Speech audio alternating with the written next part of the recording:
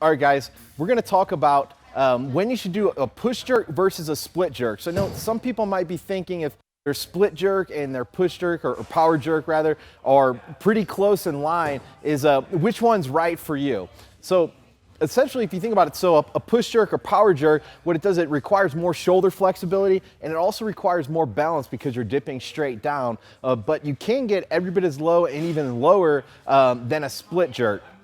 With the split jerk, your shoulders don't have to be as flexible, and there's more give in your split. So if your weight gets out of position, you can save it. So it requires much less balance. So I'm going to have Matt demonstrate both, and we're going to kind of talk about what would be best for him.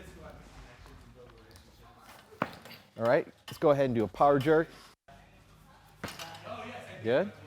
Go ahead and do a split jerk. All right.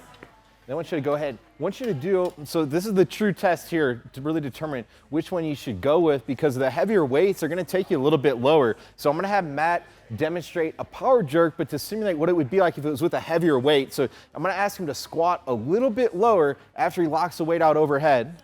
Go ahead and do a power jerk. I want you to start squatting down and up.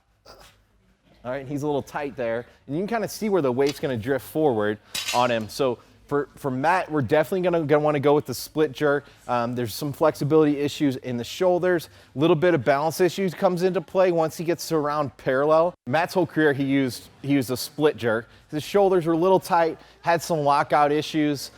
So it was better for him too if he needed to save the weights and just for balance purposes to go ahead and do a split jerk. If he was doing power jerks in competitions, I couldn't imagine how many press outs he would have had. For him, he went ahead with the split jerks, but that just sums it up if you're debating on which one you want to use.